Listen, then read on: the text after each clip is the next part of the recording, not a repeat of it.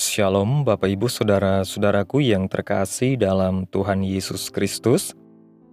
Selamat malam, salam sejahtera bagi kita semua, dimanapun saudara-saudara berada.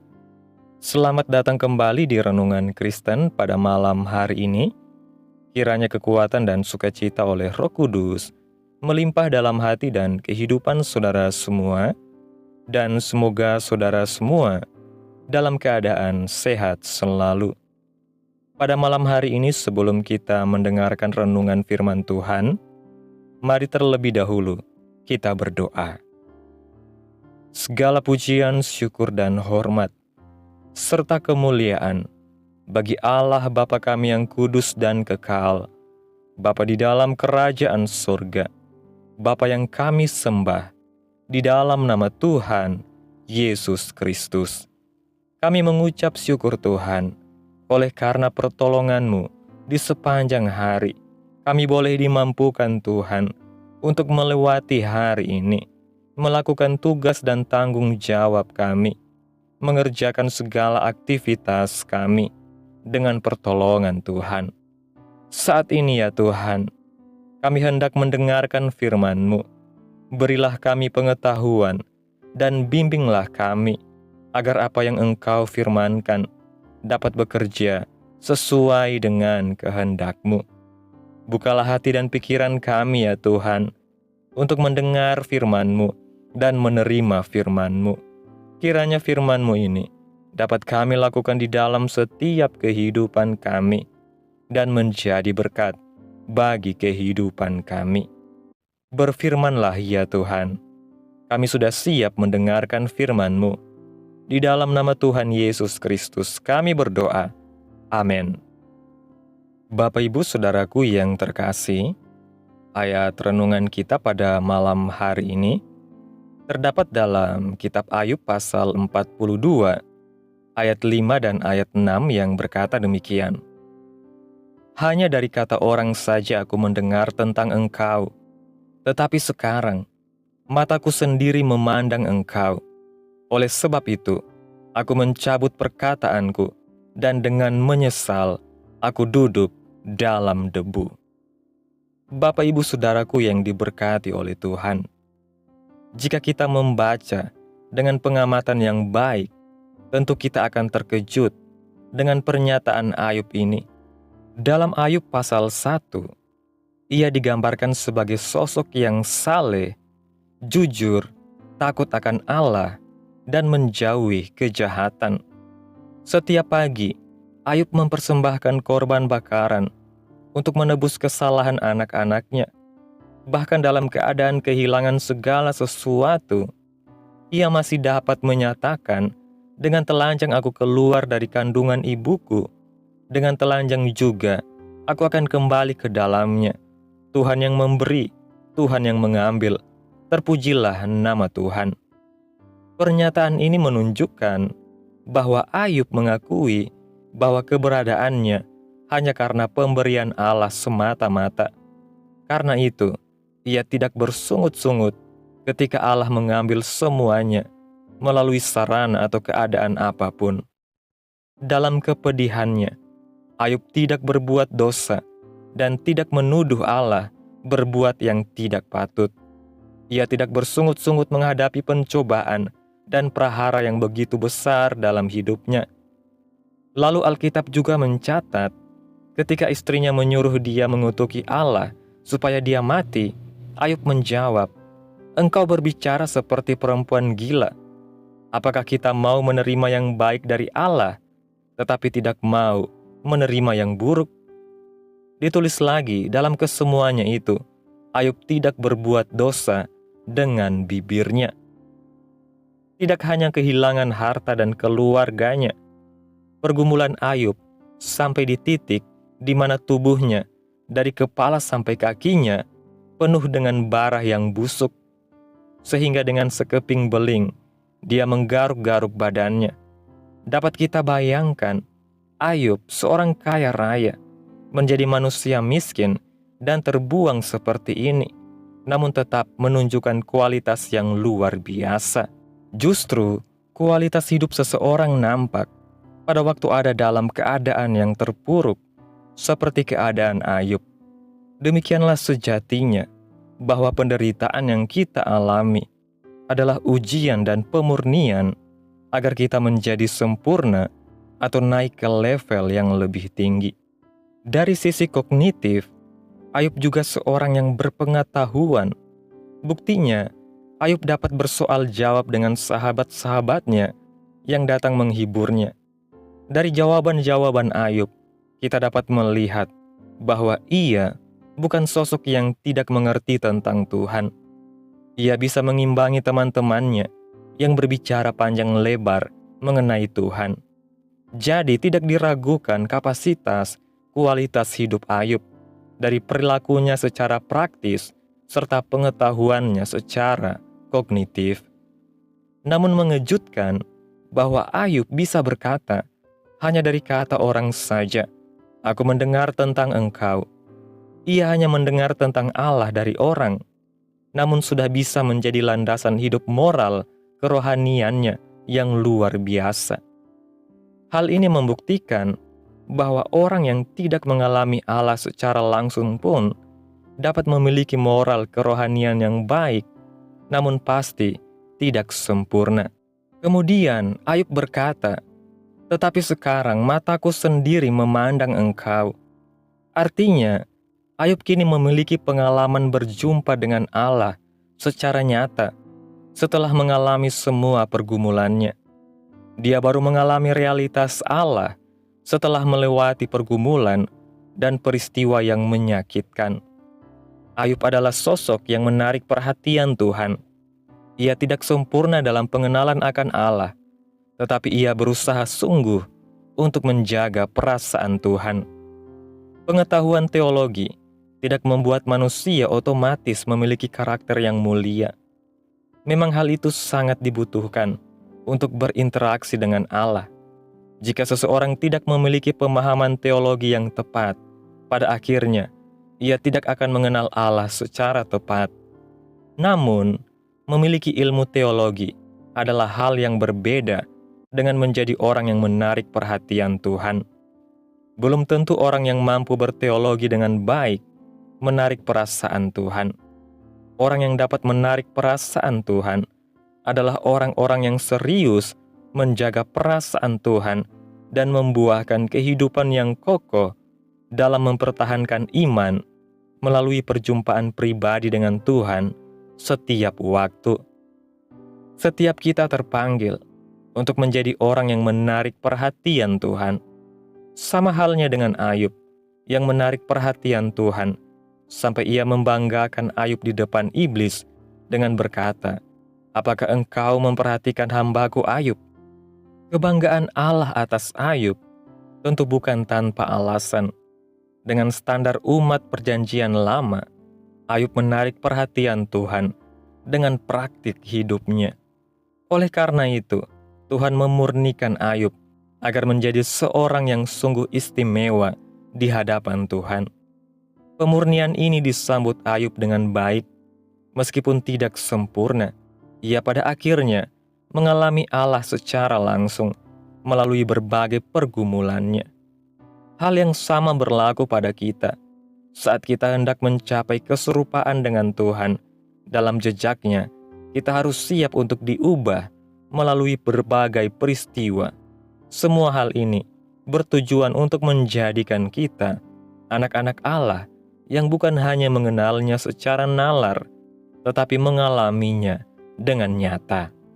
Bapak Ibu Saudaraku yang terkasih, melalui kisah Ayub kita dapat melihat perjalanan iman seorang manusia yang tidak hanya diuji melalui kehilangan dan penderitaan, tetapi juga dimurnikan untuk mengalami Tuhan secara nyata.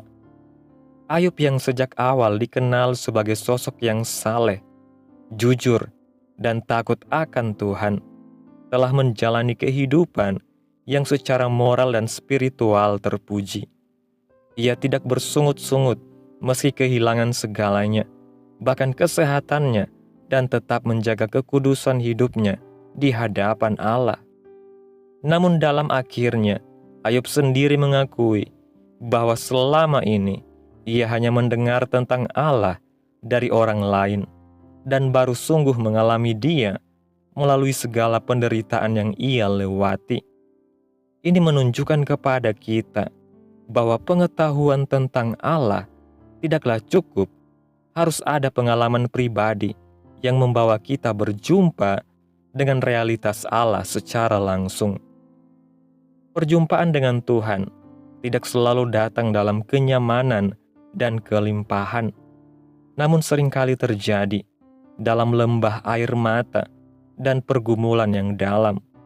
Justru melalui proses pemurnian inilah kita dituntun untuk melihat siapa Allah sebenarnya dan siapa kita di hadapannya. Ayub mengakui ketidaktahuannya dan menyesali perkataannya. Ini adalah sikap rendah hati dari seorang yang sejatinya sudah sangat baik, namun masih menyadari bahwa kesalehannya belum sebanding dengan pengenalan sejati akan Tuhan.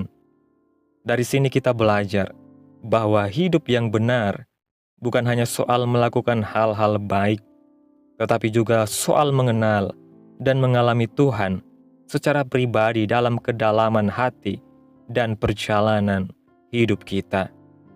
Kita juga diingatkan bahwa Allah tidak mencari orang yang hanya pandai bicara tentang Dia, tetapi Allah mencari orang yang hatinya tulus dan sungguh menjaga perasaannya.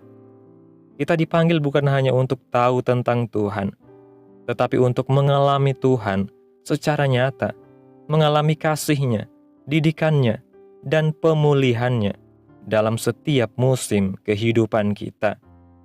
Jangan takut menghadapi proses pemurnian, karena itu adalah cara Allah membentuk kita menjadi pribadi yang serupa dengan Dia. Seperti Ayub yang akhirnya berkata, "Sekarang mataku sendiri memandang Engkau." Demikian juga kita, biarlah dalam setiap pergumulan hidup, kita bisa berkata bahwa kita telah melihat dan mengalami Allah secara pribadi.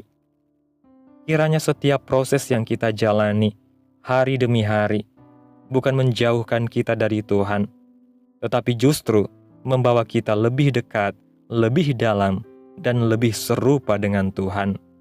Biarlah kita menjadi anak-anak Allah yang bukan hanya tahu tentang Tuhan, tetapi sungguh menjadi kesukaan hatinya, menarik perhatian Tuhan karena kesungguhan dan ketulusan hati kita. Amin. Tuhan Yesus memberkati. Demikianlah renungan firman Tuhan pada malam hari ini. Biarlah menjadi berkat bagi saudara yang sudah mendengarkan. Dan untuk menutup renungan pada malam hari ini, mari kita berdoa. Segala pujian, syukur, dan hormat bagi Allah Bapa kami yang kudus, Bapa yang kekal, Bapa yang mulia, Bapa yang ajaib, di dalam nama Tuhan Yesus Kristus. Kami bersyukur Tuhan atas pertolongan-Mu, penyertaan-Mu, juga atas kasih dan berkat-Mu dalam kehidupan kami. Kami berbahagia dan bersyukur atas kebaikan Tuhan dalam kehidupan kami. Terima kasih Tuhan buat penyertaan-Mu di sepanjang hari yang telah kami lewati. Hingga pada malam hari ini, kami boleh bersyukur lagi di hadapan Tuhan melalui doa dan renungan pada malam hari ini. Terima kasih Tuhan buat firman-Mu yang begitu indah pada malam hari ini, yang mengajari kami untuk tidak hanya tahu tentang Engkau, tetapi sungguh mengalami Engkau dalam kehidupan kami. Bentuklah kami Tuhan, agar serupa dengan Engkau, dan mampukan kami untuk tetap setia dalam setiap proses yang Engkau perhadapkan dalam kehidupan kami. Terima kasih Tuhan buat firman-Mu. Tanamkan dalam hati kami, dan mampukan kami Tuhan, untuk dapat melakukan firman-Mu sesuai dengan kehendak-Mu. Dan biarlah perkataan firman-Mu terus menyegarkan kehidupan kami, menghidupkan hati yang lemah dan lesu, dan membangkitkan harapan dan kasih. Berkati umat-Mu yang sudah mendengarkan firman-Mu pada malam hari ini. Berkati di setiap saat, tempat, dan kondisi hidup mereka, agar senantiasa selalu merindukan dan membutuhkan firman Tuhan sebagai pelita kebenaran yang memerdekakan dan penghiburan yang menguatkan. Ajarilah kami bahasa firman-Mu dan bimbinglah kami untuk selalu hidup sesuai kehendak-Mu, agar kami selalu dekat kepadamu. Kiranya Engkau terus memberkati kehidupan kami, keluarga kami, sanak saudara kami, daerah tempat tinggal kami, bangsa dan negara kami, pemerintah kami.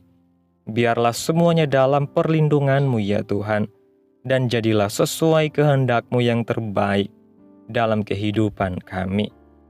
Hamba berdoa ya Tuhan, buat umat-umat-Mu yang sudah mendengarkan renungan firman Tuhan pada hari ini, yang saat ini sedang mengalami sakit penyakit, pergumulan masalah, kebutuhan ekonomi. Kiranya Tuhan jamah kehidupan umat-umat-Mu, sembuhkan sakit penyakit mereka, pulihkan keadaan umat-umat-Mu, berkati perekonomian mereka, serta berikan jalan keluar dalam setiap pergumulan masalah yang umat-umat-Mu sedang hadapi. Dan ajarlah kami ya Tuhan, untuk selalu berharap dan percaya sepenuhnya hanya kepada Tuhan Yesus. Pada malam hari ini ya Tuhan, kami akan beristirahat dalam tidur kami. Tutup bungkus kami oleh kuasa-Mu Tuhan.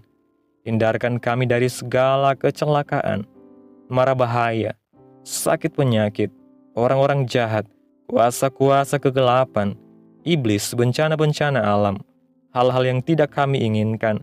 Tuhan singkirkan, Tuhan jauhkan, Tuhan hancurkan, hanya di dalam nama Yesus.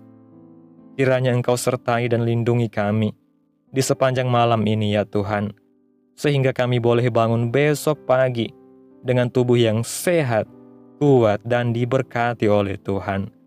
Terima kasih ya Tuhan. Inilah yang menjadi doa kami. Mari sama-sama kita berdoa. Bapa kami. Bapa kami yang di surga, dikuduskanlah nama-Mu, datanglah kerajaan-Mu, jadilah kehendak-Mu di bumi seperti di surga. Berikanlah kami pada hari ini makanan kami yang secukupnya, dan ampunilah kami akan kesalahan kami, seperti kami juga mengampuni orang yang bersalah kepada kami. Dan janganlah membawa kami ke dalam pencobaan, tetapi lepaskanlah kami daripada yang jahat, karena Engkaulah yang mempunyai kerajaan dan kuasa dan kemuliaan sampai selama-lamanya. Amin. Mari terima berkat Tuhan. Tuhan memberkati engkau dan melindungi engkau. Tuhan menyinari engkau dengan wajah-Nya dan memberi engkau kasih karunia. Tuhan menghadapkan wajah-Nya kepadamu dan memberi engkau damai sejahtera. Terimalah berkat Tuhan di dalam nama Tuhan Yesus Kristus. Amin. Selamat malam, selamat beristirahat. Tuhan Yesus memberkati.